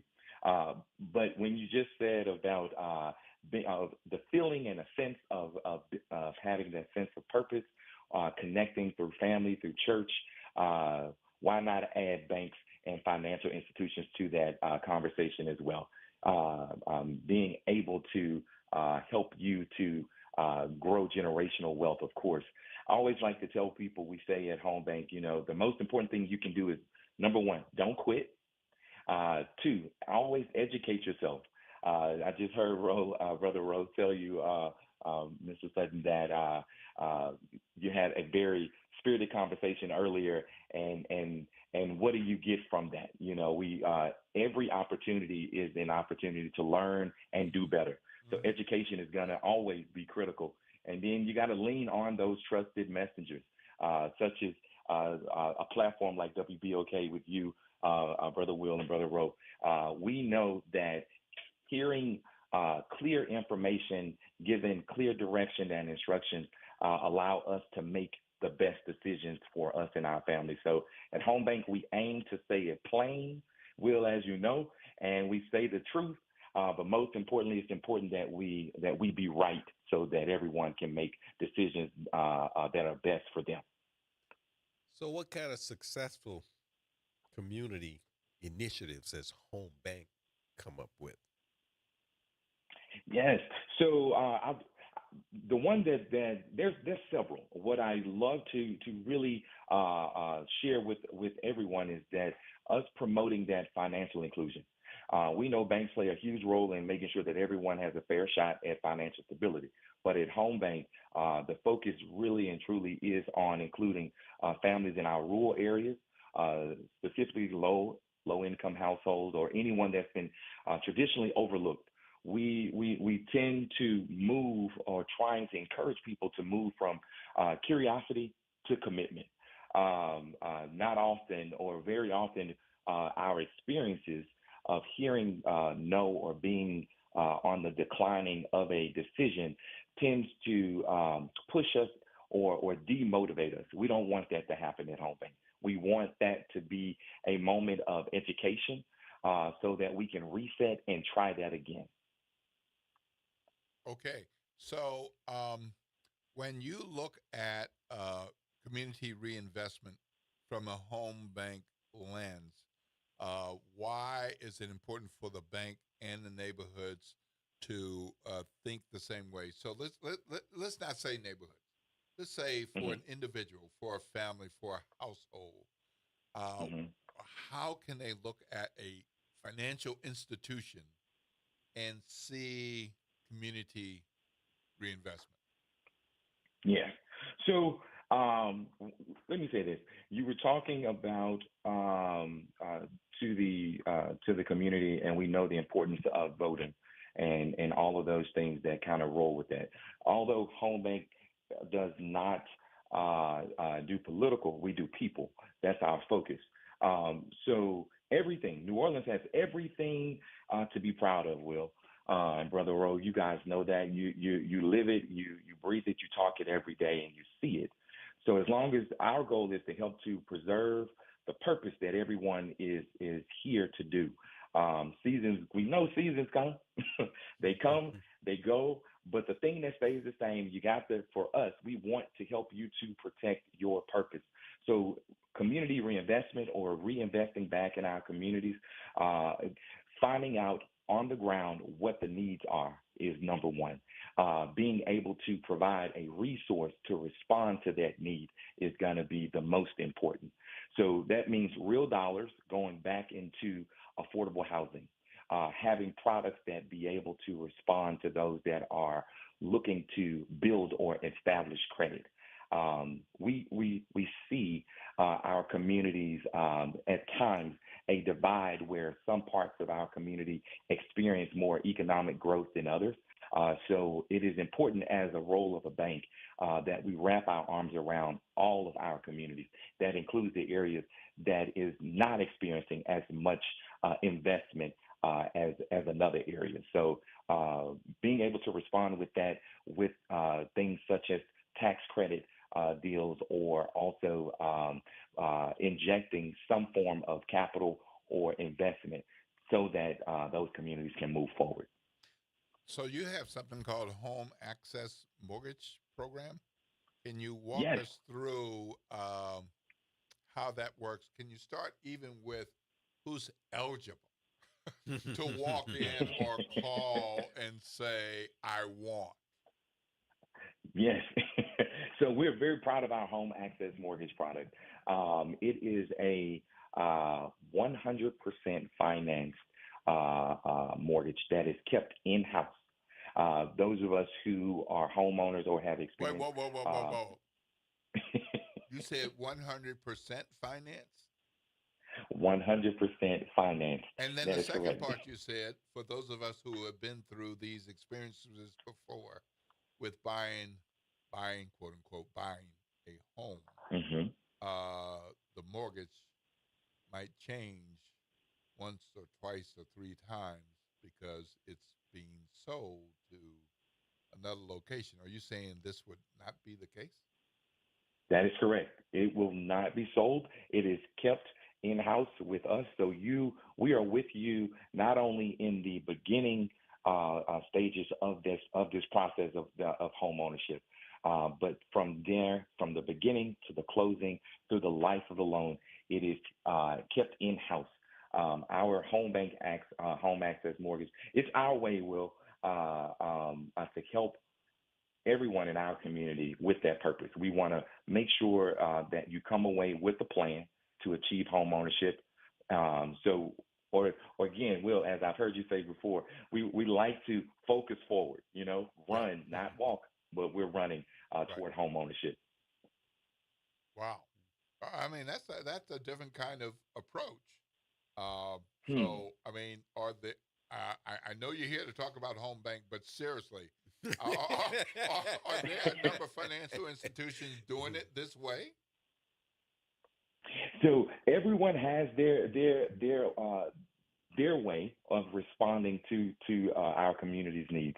This is specifically for Home Bank. Will, you heard me say last time, the Bible says what? That hope deferred makes the heart sick. Yep. Many of us knows what it feels like to live sick because we don't have an answer. So what we tend to sometimes, the wrong people can make you miss the hope that you've been praying for. And so we don't want to discourage anyone from seeking home ownership. The journey is not one that is achieved overnight or through a simple process. You got to be dedicated and focused. But most importantly, it's having a team, having individuals who, again, see you, will meet you where you are, and help you achieve that goal. So hope is always a person, always a person. So let's do it, Will. Let's get it. Okay. So if somebody's never owned a home and they're listening to you today, and they're interested in home access mortgage program. Do they need to bring any paperwork? Do they need to call? Do they need to walk in? Or do they need to have a file with different things completed? Or where do they start? Yes, sir. And thank you for that question. So I would always say to everyone, let's start with a phone call so that you can get that appointment in stone. Making that phone call, asking to speak to a banker or a mortgage lender about whatever the need is. If it's home ownership, if it's even if it's growing and scaling an existing business for our entrepreneurs and our small business owners, just having that phone call, making that setting that appointment, and then making it known what it is that you are seeking to do, and from there. You'll be able to receive instructions on what you may need to bring to kind of start that conversation. But I don't even like to even give people tell them what they need to have, because that tends to discourage or sometimes say, well, I don't have it all together yet. Sometimes in our communities we have it's easy to hear something and just be discouraged and say, okay, I'm not ready yet. So what I would say is have the conversation by making the phone call, asking to speak to a banker, or if it's a mortgage lender about a home, or if you don't know exactly where you need to be in the bank, having the phone call and the discussion with the banker to say who you are and what is it that you're looking to do will get you to that right person. And from there, those professionals inside of Home Bank will be able to then let you know what's needed. So when you are able to come in, or if you're not able to physically come into a branch, we could still, by way of email, talking on the phone, just give you notes to prepare so that we can help you to achieve that goal. Of course, credit is an important part of this program, and pretty much any other. So you have a program for helping people rebuild or build credit. How does that work? Yes. Will, on some of our earlier conversations, we talked about Credit Invisible, and I had and talk about your platform's reach. The number of phone calls and emails that came in after that discussion, I'm close to saying it was probably the most we've ever received. Wonderful. And that, yes, sir. So that speaks volumes to the listening, to the community, to the appetite that our community has about trying to take ownership of that thing called credit. Credit is a thing that is a part of job hiring. Even if you're not even moving into home ownership, it's a part of rentals or renting, and then of course home ownership as well. So we have to continue to stress the importance of credit, which brings me to your question about our product that addresses that credit. That is our Home Bank Credit Builder program. For those of us who have no credit, that are starting out and looking for a way to establish credit, we have a program that we will put you in that will allow you to borrow funds according to how much you can afford. So we're not putting you in something just to put you there. It is according to how much you can afford. And from there, those funds will be placed into a home bank savings account where you will earn interest. Now, you will not receive the funds at that closing. Why? Because you have not yet established credit. So here we're giving and providing that opportunity to establish credit, as well as have a home bank product, which is a home bank savings account. You're building that relationship with the bank. And at the end of that term, Brother Will, Brother Roe, that when that extension of credit, that loan is repaid, the funds that the borrower qualified for will then have access to that funds plus the interest on that that has accrued during that term of that loan. So they walk away at the end with a home bank relationship, established credit, a savings account, and now you have a credit history of repaying, and we can now move into the next thing that is on your personal list of things to accomplish as it pertains to credit. Wonderful, wonderful. Well, thank you so much for joining us once again. Always informative, good information from you representing Home Bank. How can folks reach you or your colleagues in this market to follow up on the Credit Builder program, Home Access Mortgage program, or just to ask a question about what can I do next? Absolutely. So our website is home24bank.com. That's home24bank.com. As well, we have 6 locations in our New Orleans market. That's Veterans Boulevard, Transcontinental Drive, Canal Street, Clearview Parkway, Magazine Street, and Manhattan Boulevard. All of that can be found on our website at home24bank.com. And Will, there's only a short amount of time before the end of the year. Those of us who are hearing this message and are hearing Brother Rowe and Brother Will today, WBOK is here, Home Bank is here.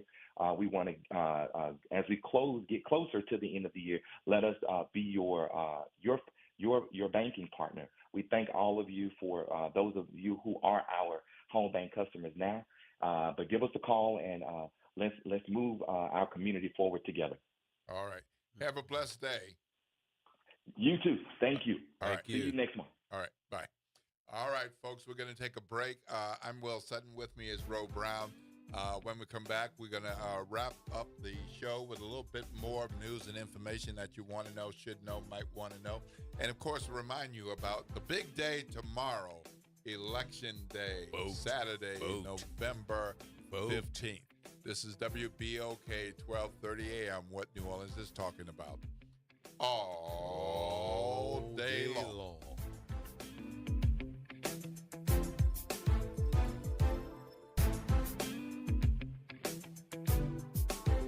It's tea time, New Orleans. Join the New Orleans Regional Black Chamber of Commerce for the 12th Annual City Classic Golf Tournament Friday, November 21st at the Joseph Bartholomew Golf Course located at 6514 Congress Drive. Registration and breakfast start at 8:30 a.m. with a 10 a.m. shotgun start, and ladies with the drive tea time at 10:30 a.m. Don't miss this annual tradition of excellence on the green, brought to you by the New Orleans Regional Black Chamber of Commerce. Ladies and gentlemen, welcome to the Benefit Solution Group Annual Enrollment Period Update. Who do I have on the line with me today? Hey, this is Lori Swanigan, CEO of the Benefit Solutions Group. And I'm Vanessa Scott, broker senior advisor with the Benefit Solutions Group. Can you guys tell me what is annual enrollment period? The annual enrollment period, the acronym for it is AEP. It starts October the 15th and it goes through December the 7th. Why is open enrollment so important? It is a time for anyone with Medicare. Any person with a red, white, and blue card can actually get a plan. There are forms that you need to fill out to even get your prescription drugs. So can we go ahead and throw that number out there? Yes, let's do it. Again, that number is 504-621-3687. Awesome. And that's going to be Vanessa Scott coming to your doorstep. It's Benefit Solution Group. Don't let the laws change and leave you stuck out. Get your Medicare review today at 504-621-3687. Benefit Solution Group is a licensed independent agency not affiliated with the U.S. government. We offer Medicare, Advantage Part D, and Medicare plans for major carriers in our market area. You've got responsibilities, but that doesn't mean your dreams are on hold. At Southern University at New Orleans, our evening and weekend college is designed with your life in mind. Finish your degree. Start a new one. On your time, your degree, your schedule. No excuses, just opportunity. Visit suno.edu and make your next move today. Good morning, wake up. The Good Morning Show. Good morning. On WBOK.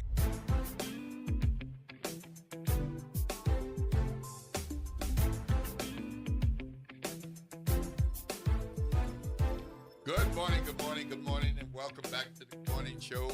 For those of you all who have been with us, it's been quite a program, Mr. Rowe. We had Ms. Bechet talking about the Center for Restorative Approaches and dealing with conflicts. And we had the incumbent Criminal District Court, Darren Lombard. So we had a forum. as a part of our program. We heard from Dr. Tate. Got a big event tonight. Doors open at 6. Program starts at 7. And that's at the TEP Center. That's right. Lower Ninth Ward. In the Lower Ninth Ward. 19. Yep. Tickets still available. Go to the TEP St. Center Claude Avenue website. And, of course, we just wrapped up a conversation with Kelvin Luster from Home Bank, talking about the role of banks and financial institutions in our communities. Time flies when you're having fun. It does. It does indeed. It does indeed. I do want to bring your attention to a couple of things before we get out of here. For those of you all who are in New Orleans East or connected to the Sarah T. Reed High School, that school is being closed. That school will now be closed. So you're not talking closed today. No. For a after day. this school year. Okay.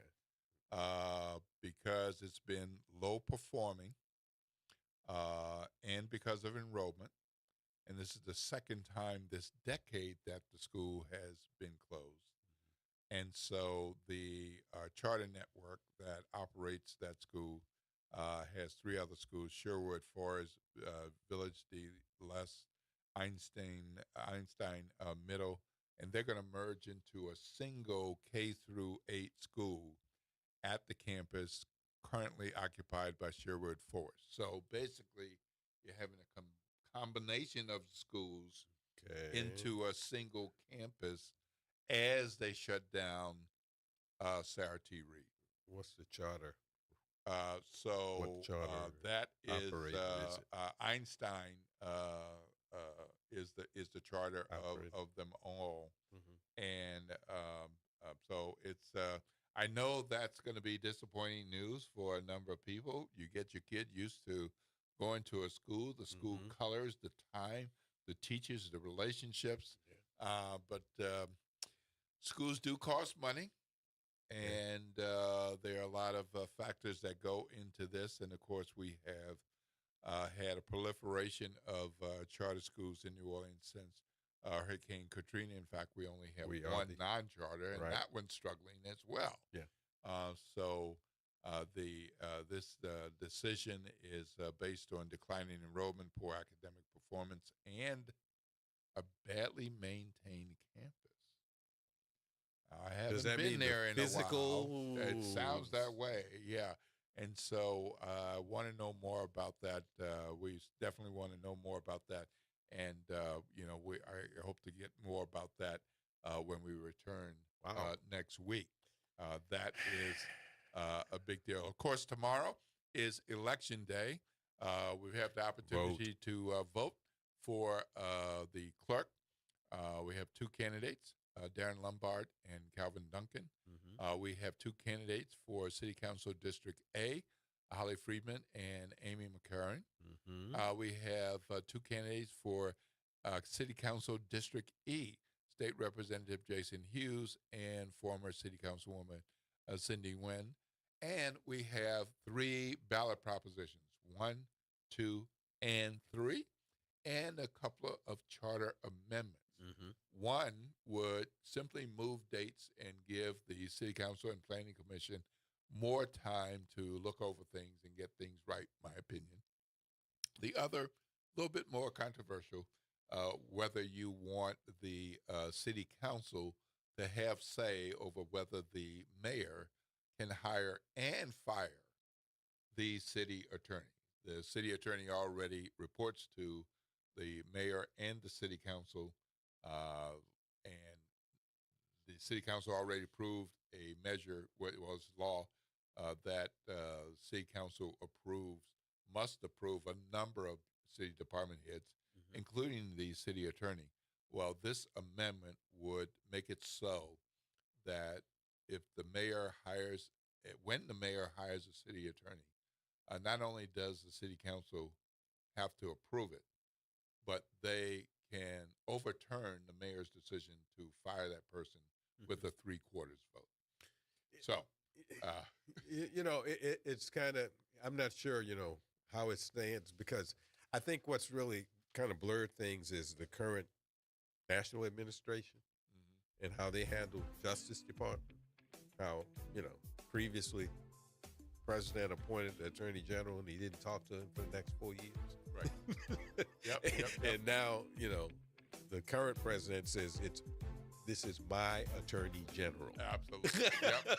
All right. Well, we're going to have to get out of here. It's been fun, Ro, but we got to make room for the front porch coming up next. Yep. Right here on WBOK 1230 AM, what New Orleans is talking about all day long.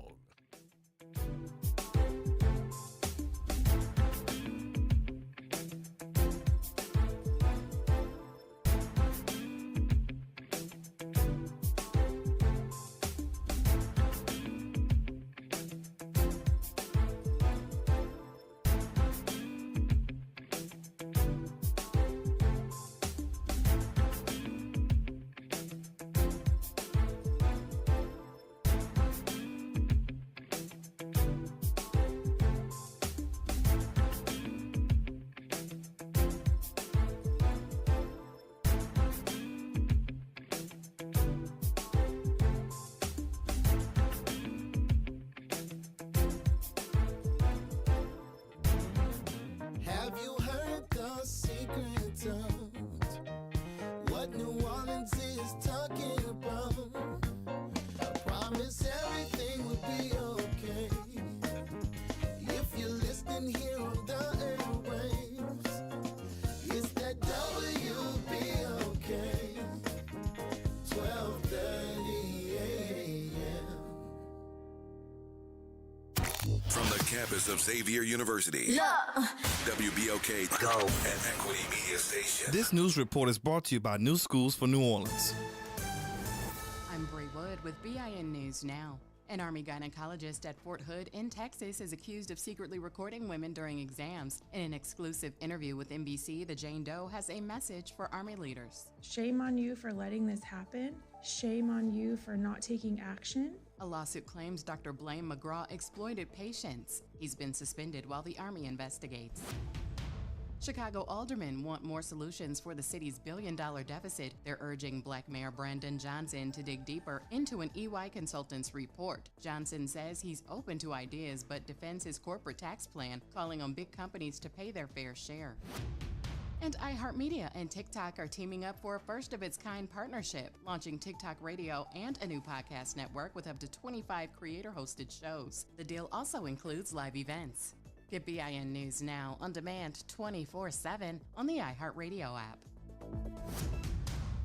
This is Dr. Jaquil Ross, the host for Talk That, NOLA Education, brought to you by New Schools for New Orleans. On Talk That, we'll be focusing on the amazing work of educators and students happening inside and around public schools in New Orleans. Our school communities are full of so much talent and promise, so let's talk about it. This month, we'll be joined by Jamar McNeely, Jarrell Bryant, and Dana Peterson for a discussion focused on the importance of Black men in education. Also, we will hear from Kathleen Harris, Dr. Sheila Guidry, and Dr. Kelly Jordan to talk about how NSNO and NOLA Public Schools are supporting a growing English language learner population in our schools. Following that, we will have a conversation with a few representatives from NOLA Public Schools to talk about the upcoming enrollment window for school year 26-27 using the New Orleans Common Application process. So tune in to Talk That, NOLA Education, every Monday at 12:30 p.m. on 12:30 a.m. To learn more about NSNO and our programs, visit newschoolsforneworleans.org.